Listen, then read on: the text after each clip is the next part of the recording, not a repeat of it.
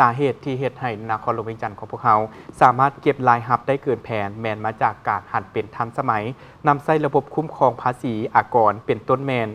หันหัวหน่วยระบบเข้าแท็กลิสต์ทั้งหมด100ส่วน100ห้องหัวหน้าแผนกการเงินนครหลวงเวียงจันทน์ได้รายงานในกองประชุมสมัยสามัญเทื่อที่10ของสภาประชาชนนครหลวงเวียงจันทน์ที่ผ่านมานี้ว่าสาเหตุที่เฮ็ดให้รายรับเกินแผนแม่นมาจากการหันเป็นทันสมัยนำใช้ระบบคุ้มครองภาษีอากรเป็นต้นแมนหันหัวหน่วยเข้าระบบแท็กลิสต์ทั้งหมด100ส่วน100รวมทั้งรายรับทรัพย์สินของรัฐมีการขยายฐานอากรจากการประเมินจุลวิสาหกิจหันหัวหน่วยเข้าในระบบอากรมูลค่าเพิ่มส่วนใหญ่ได้จากรายรับอากรมูลค่าเพิ่มอากรกำไรอากรเงินเดือนและอากรรายได้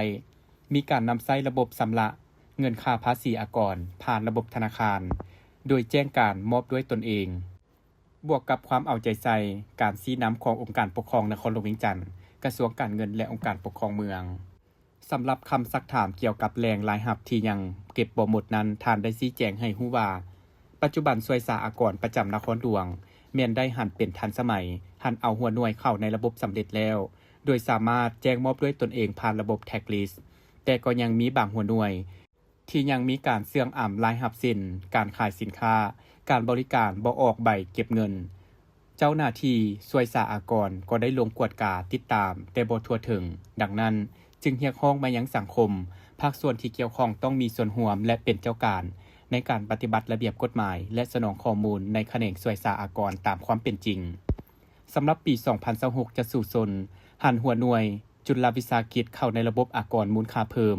ถือบัญชีนำใช้ใบเก็บเงินและแจ้งมอบตามระเบียบกฎหมายซึ่งสวยสาอากรประจำนครหลวงเวียงจันทน์จะได้ลงสมทบบรรดาเมืองเผยแพร่ระเบียบกฎหมายแนะนำขั้นตอนกลไกการแจ้งมอบอากรด้วยตนเอง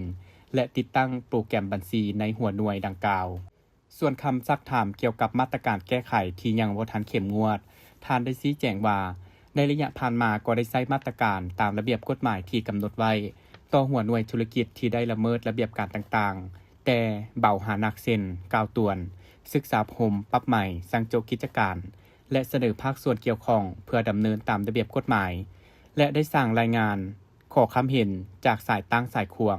แต่มาตรการทางอาญาแม้นยังบ่ทันได้ดำเนินจากกรณี